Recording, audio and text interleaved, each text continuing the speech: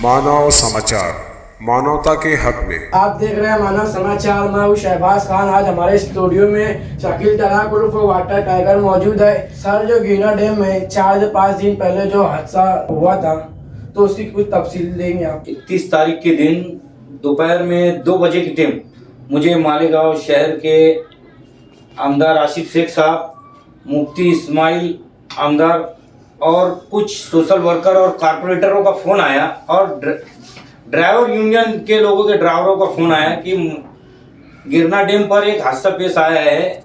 उस जमील नामी शख्स ने गिरना डैम पर खुदकुशी कर ली। मुझे जैसे ही मालूम पड़ा, मैं अपनी बाइक लेकर गिरना डैम पहुंचा और वहाँ तफसीलात जाना कि इसने घर पे फ़ोन किया कि आप यहाँ गाड़ी आके ले जाओ उसके बच्चे को गिरना डैम से, और गाड़ी आके आप ले जाओ और मैं सुसाइड करने जा रहा हूँ, खुदकुशी करने जा रहा हूँ। तो खुदकुशी करने की वजह क्या थी? खुदकुशी करने की वजह तो मुझे ये मालूम हुई कि कुछ आपसी घरेलू तनाज़ा था उसका, इसलिए वो टेंशन में 3-4 दिनों से था। उनके ड्राइवर, उनके दोस्तों से मालूमात मिली कि 3-4 दिन से वो काफ़ी परेशान था और लोगों को कह भी रहा था कि मैं ऐसा कर लूँगा, वैसा कर लूँगा। उस बेस पर मैं गिरना डैम पहुंचा। जब गिरना डैम हम पहुंचे तो मौके का जायजा लिया, और उस वक्त ना गिरना डैम में उस शख्स को किसी ने उड़ी मारते देखा था, ना किसी ने उसे डूबते देखा था। वहाँ कोई ऐसा शख्स नहीं बता सकता था, ना गिरना डैम के लोग, ना वहाँ के रहवासी, ना वहाँ के सिक्योरिटी गार्ड, कि यार हमने इस शख्स को यहाँ उड़ी मारते गिरना डैम में, ना मछेरे लोग, किसी ने देखा ही नहीं।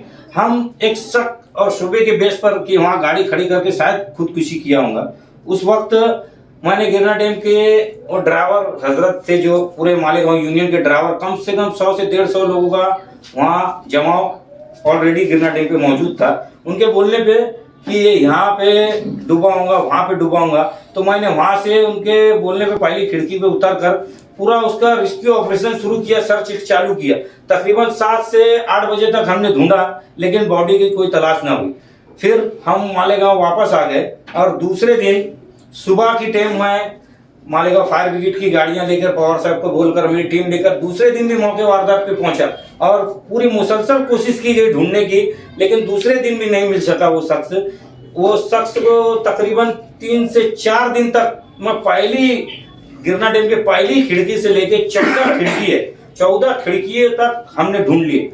और मुसलसल मेरे साथ पूरे ड्राइवर, मालेगांव यूनियन ड्राइवर लोग थे जो बेचारे, पूरे ड्राइवर मेरे साथ कम से कम 4 से 5 दिन तक भूखे प्यासे मेरे साथ लगे रहे उस इंसान को ढूंढने के लिए कि यहाँ डुबाऊंगा, वहाँ डुबाऊंगा।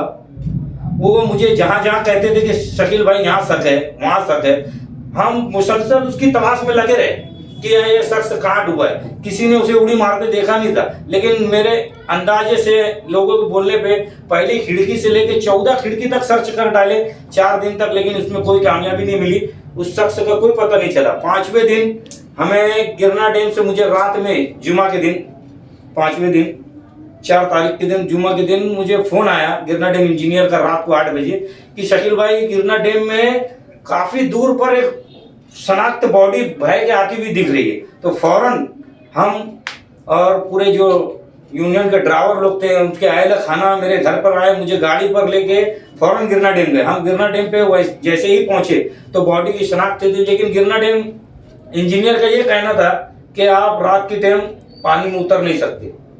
मैंने कहा कि हम 4-5 दिन से परेशान है, पूरा शहर परेशान है, उसके अहले खाना परेशान है, पूरे ड्राइवर यूनियन लोग के परेशान है, लेकिन अभी मुझे रात में हो उसे निकालना ही पड़ेगा।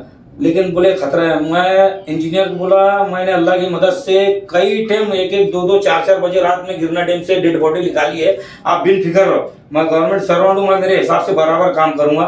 फिर मैंने एक बोट मंगाई, बोट मंगा कर उसको बोट पे बैठ कर कम से कम गिरना ब्रिज के सामने से 150 से 200 मीटर दूरी पे बॉडी थी, वहां जाकर गिरना डैम में उड़ी मार कर फिर एक हाथ से पकड़ कर बॉडी को पानी में और किनारे पे बोट के थ्रू लाया गया और उसको वहां से निकाल कर मालेगांव सिविल लाया गया। लेकिन मालेगांव जब सिविल लाने की बात आई एम्बुलेंस पे, तो वहाँ डॉक्टरों ने हमें एकदम साफ कह दिया कि बॉडी यहाँ आप लोगों को धुलिया भेजना पड़ेगा, यहाँ इसका पंचनामा नहीं होगा, या तो फिर धुलिया भेजना पड़ेगा। लेकिन हमने बोले बॉडी इतनी डिकम्पोज हो गई है कि धुलिया ले जा सकते नहीं, 5 दिन से वो आदमी शख्स पानी में था, उसे ले जा सकते नहीं। फिर उस वक्त मैं पुलिस पंचनामा किया, पुलिसों से बातचीत करके पुलिसों से सब बात किया, लेकिन सिविल हॉस्पिटल के डॉक्टरों का कहना था हम धुलिया भेजेंगे या सुबह 10 बजे के बाद पीएम की कार्रवाई करेंगे। उस वक्त मैंने आमदार आसिफ शेख साहब को फ़ोन लगाया कि सर ये ऐसा ऐसा मसला है, ये बोल रहे हैं बॉडी धुलिया भेजेंगे या सुबह पीएम करेंगे, लेकिन बॉडी इतनी खराब हो चुकी है कि अगर ज़्यादा रखे तो बॉडी डिकम्पोज है, फट भी सकती है। तो आसिफ साहब ने सिविल हॉस्पिटल डॉक्टरों से बात की, उसके बाद फिर रात के 3 बजे उसका पंचनामा करके मुकम्मल 3:30 बजे उनके वारसन को बॉडी ताबे में दी गई और 4 बजे की टाइम बड़े कब्रिस्तान में इसका तफसीम का अमल में आया। मेरा बोलना ये गिरना डैम की सबसे खासियत ये है, जैसे गिरना डैम पे सीसीटीवी कैमरा है। सर जो गिरना डैम में सीसीटीवी है उससे कुछ आपको मदद हासिल नहीं हुई क्या?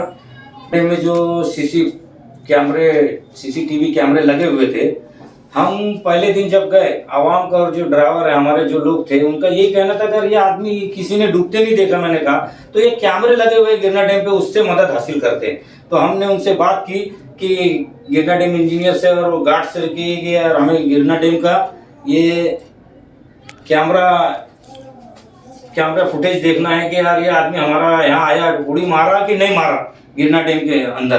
तो उस वक्त वहाँ के इंजीनियर ने बताया कि कैमरे बंद है, लेकिन आवाम सुनने को राजी नहीं, कैमरे चालू है, उसे देखना ही पड़ेगा। उन्होंने कहा कि यार चलो बात हुई, मंत्री दादा भूसे साहब को फ़ोन लगाया, आसिफ साहब, मुफ्ती साहब, सब ने, शफीक भाई, उन्होंने फ़ोन करके इंजीनियर से बात की कि आप कैमरे बता दो अगर बंद है तो, लेकिन वो बताने को तैयार नहीं, जैसे हम पब्लिक को कैसे बताएंगे। तो फिर मैं वहाँ था, मैं बोला मैं पब्लिक में नहीं, मैं गवर्नमेंट सर्वेंट है, हाँ तो टीवी।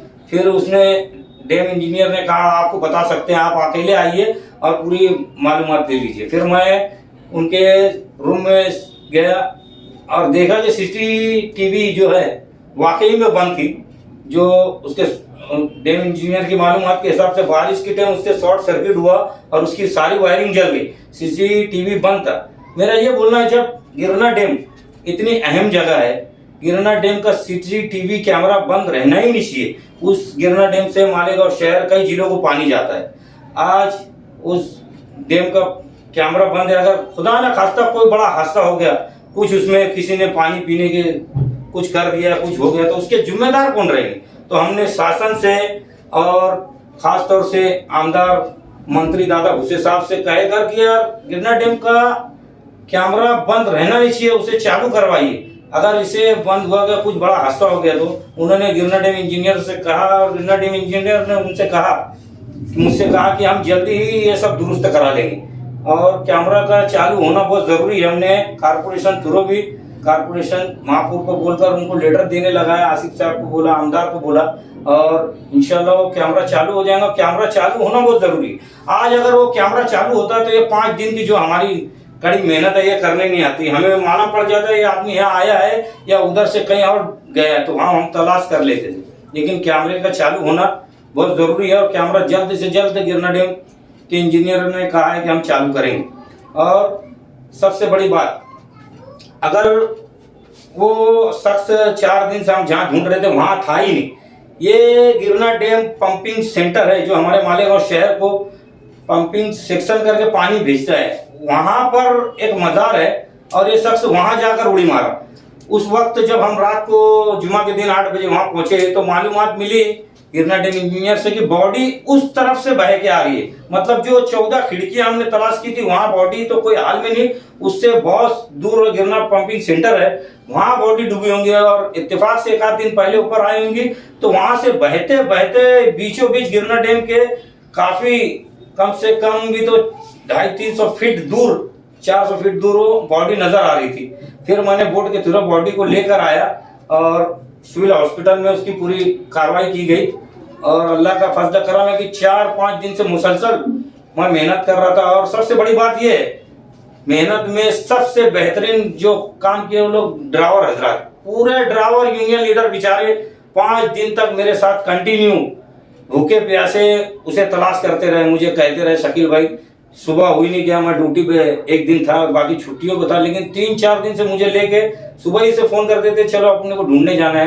ड्राइवर लोगों की भी बहुत मेहनत रही उसे ढूंढने में। और ये था हमारे साथ शकील तराक। देखते रहिए मानव समाचार, सबसे पहले सबसे तेज, हमेशा सच के साथ।